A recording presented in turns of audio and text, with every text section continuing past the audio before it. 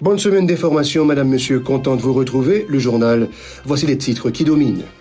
Nadège Joseph, une policière de la 30e promotion de la PNH, a été assassinée par balle dimanche à Clercine. Son mari, également policier, a été blessé. 2 individus circulant à bord d'un véhicule ont été abattus par la police dimanche à Pétionville. L'économie nationale plombée par la crise sécuritaire et financière n'arrange pas le secteur des affaires en cette période de fête de fin d'année, ont alerté les petits détaillants. Des dirigeants politiques préconisent un dialogue inclusif et sincère entre les acteurs pour sortir le pays du bourbier. Ils appellent aussi le pouvoir en place à s'approprier les dossiers des personnalités sanctionnées par les étrangers en vue d'en assurer le suivi. L'école peut sauver le pays, sauvons l'école, tel est le thème d'un ensemble d'activités organisées par l'Association nationale des normaliens indépendants, ANI, pour marquer ses 8 ans et le centenaire de la naissance de Jack Stephen Alexis. Restez avec nous, le développement c'est pour tout de suite. Si vous jugez que cette vidéo est intéressante, n'hésitez pas à liker et partager la vidéo. Et surtout, n'oubliez pas de vous abonner à cette chaîne et activer la cloche de notification pour ne pas louper aucune de nos vidéos.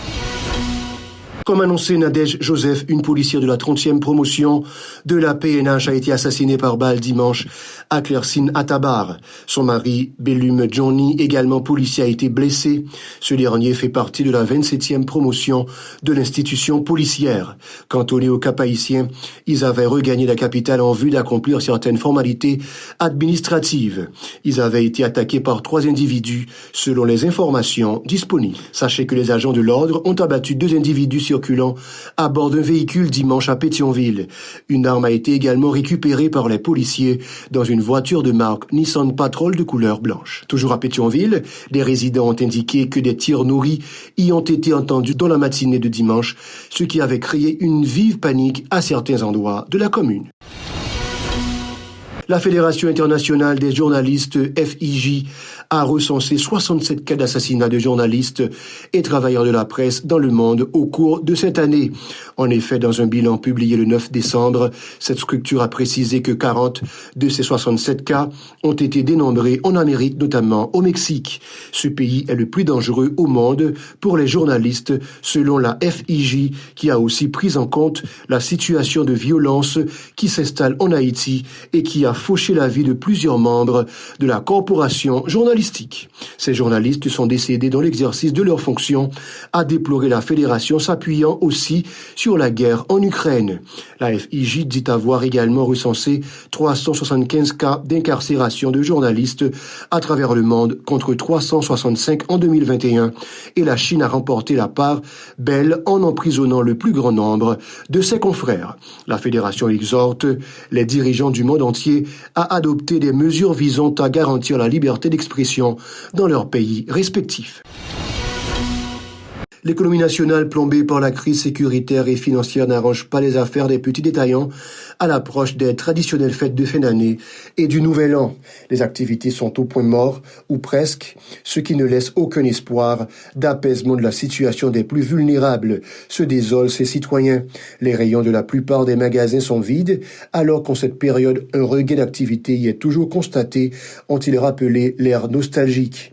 Le centre-ville de Port-au-Prince, le poumon économique du pays, est déserté depuis des mois en raison de la violence des gangs criminels, ont aussi dénoncé ces gens, ajoutant la dégringolade perpétuelle de la gourde par rapport au dollar américain nuit énormément au secteur des affaires en cette période.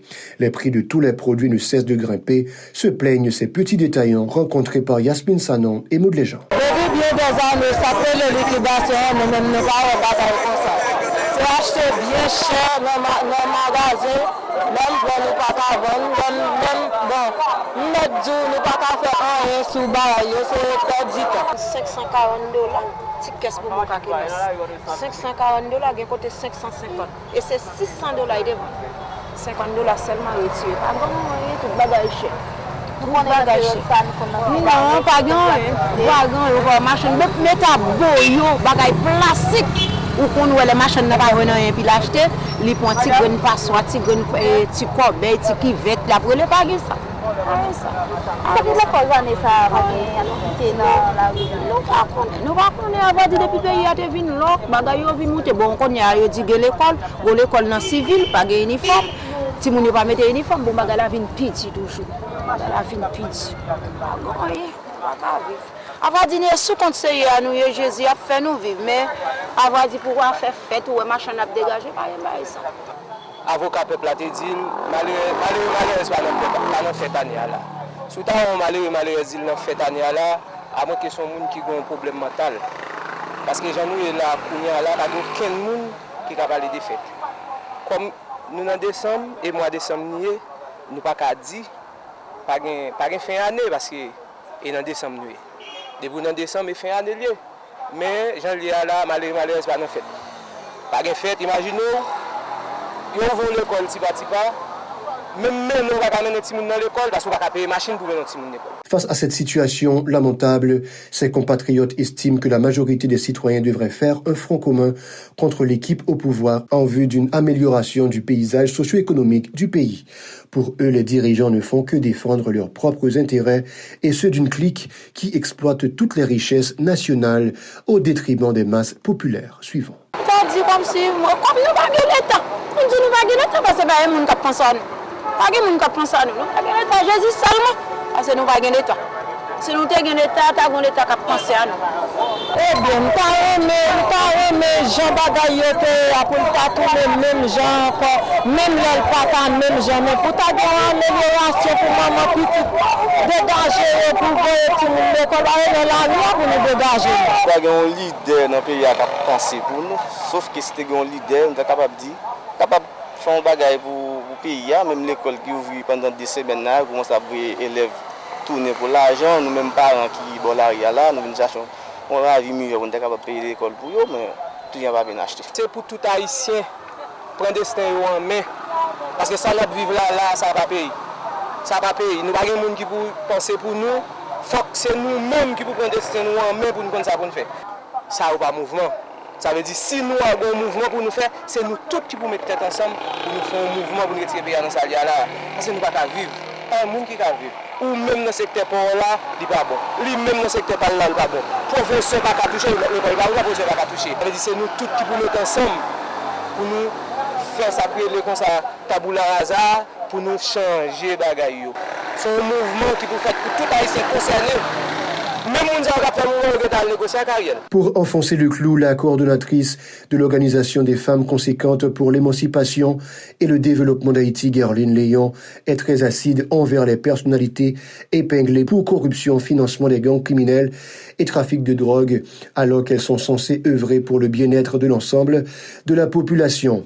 Les gangs armés ont tout détruit, rendant ainsi la vie impossible sur le territoire. Ils tuent, rançonnent, volent et violent en toute impunité dans leurs communautés respectives, a fustigé Madame Léon.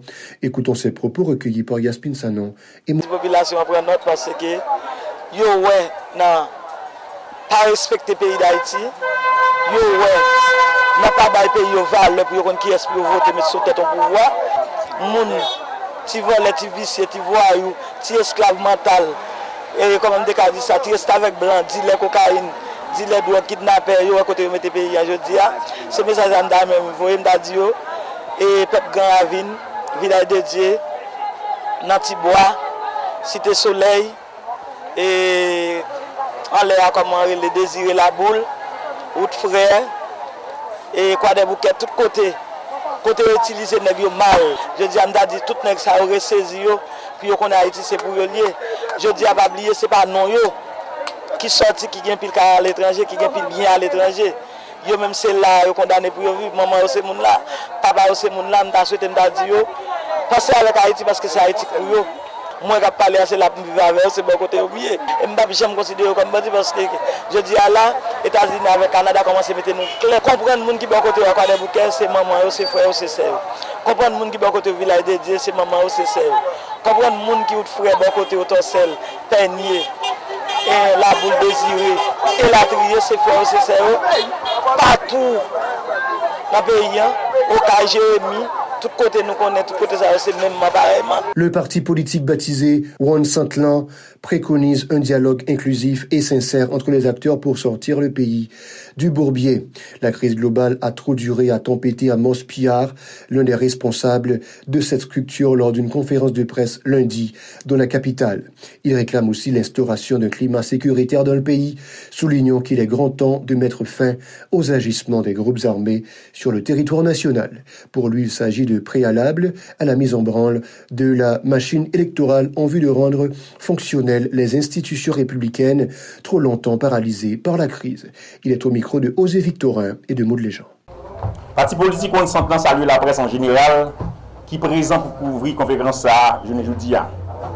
Parti a profité saluer courage et détermination peuple haïtien qui va jamais suspendre gourmet pour défendre droit malgré l'île ça longue en pile.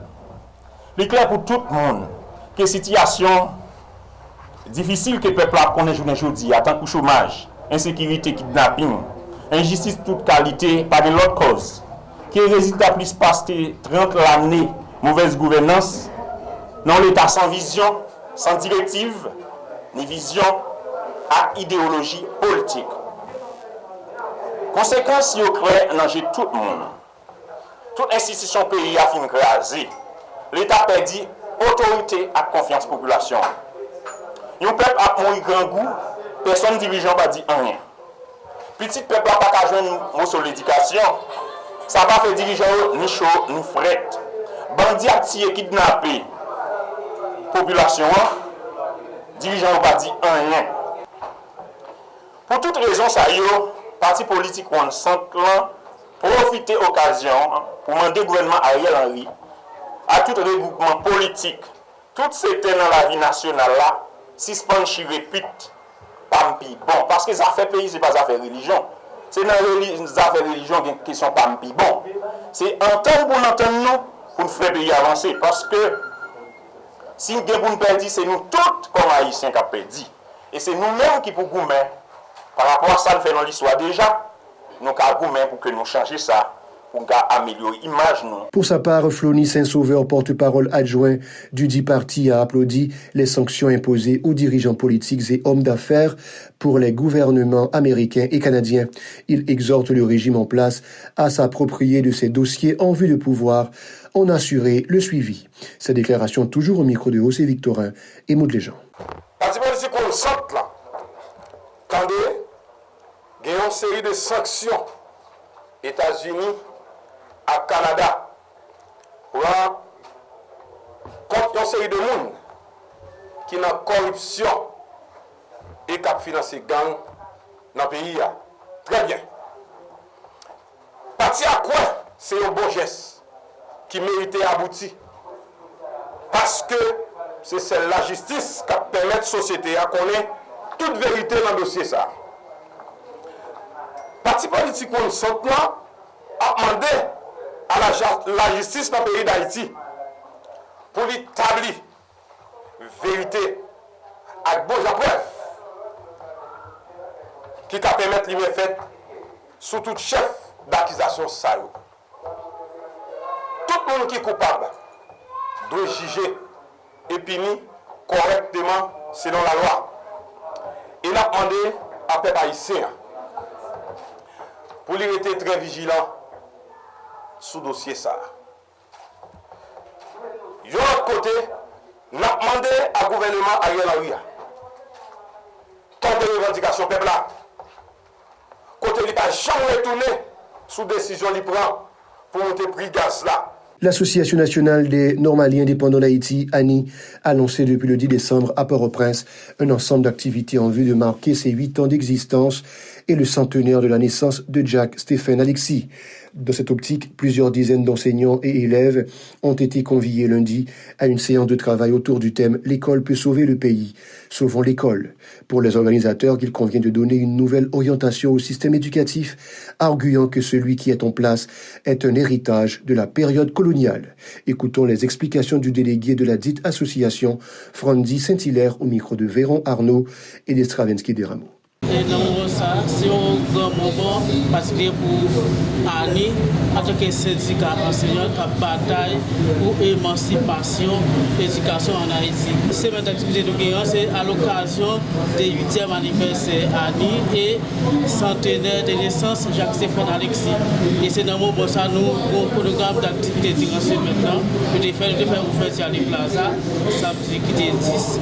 Et aujourd'hui, là, nous avons une activité de formation qui est enseignants et élèves sous estime de soi dans le groupe de c'est un grand moment pour nous pour participer à l'activité ça et nous sommes contents en tant que succès syndical qui bataille pour ensemble revendications enseignants et pour un bon fonctionnement de l'éducation de la société. Environ nous gagnons 60 et enseignants là parce que pour formation, l'unité économétrique et élèves parce que formation ça nous gagnons certificat nous remettre avec enseignants qui participent dans la formation ça l'unité économétrique par rapport à des effectifs de football. Mais la formation ça là la faite encore pour 80 à 90 participants. De son côté, le responsable des relations publiques de l'organisation enseignante, Manoli Jasmin, a mis en exergue l'importance de l'éducation dans l'évolution d'un peuple à tous les niveaux. En ce sens, il a promis la poursuite des efforts engagés pour la refonte de l'école haïtienne instillée par les anciens colonisateurs. Manoli Jasmin est toujours au micro de Véron Arnaud et des Stravinsky de Rameau. Les trois intervenants, c'est le docteur Ewald Toussaint, qui est le professeur Frisner Michel, qui est le professeur Nélio Providence, qui est le troisième. Nous croyons que aujourd'hui, nous avons une situation côté genre d'activité nécessaire et que ANI profite de contexte pour faire promotion pour l'autre éducation. Une éducation qui est sur solidarité, sur l'amour, sur reconnaissance de soi, sur estime de soi, sur devoir de citoyenneté, sur patriotisme. Nous croyons que nous avons une société qui a un panne de modèle, je dis, on a une communauté côté, en plus zone, c'est chef gang qui contrôle les hauts. Donc, l'école obligée à faire la cachette, alors que toute l'activité a fait visiblement à vivre. Longtemps, c'était voleur qui était caché, je dis, c'est voleur qui contrôlait. Nous croyons que nous avons pas de modèle, nous croyons que nos sociétés qui doivent changer, mais nous croyons que le changement ça a passé par l'éducation, puisque nous croyons que la transformation sociale radicale pour une société égalitaire qui ne passe pas sous l'exploitation, sous l'inégalité, sous l'indifférence l'une envers l'autre. Nous avons besoin de construire ça à travers l'école. Donc, l'éducation, c'est la construction, le façonnement de citoyens modèles pour une forme de société déterminée. Si nous avons une éducation, ça, je dis, nous ne croyons pas un hasard. Ces gens de la société, nous devons organiser. Nous voulons la société, nous apprenons l'autre éducation, nous voulons l'autre modèle citoyen qui doit prendre responsabilité dans l'autre comme société. C'est la fin du journal. Merci de nous rester fidèles. Restez branchés à la Télé Pacifique pour la suite de la programmation.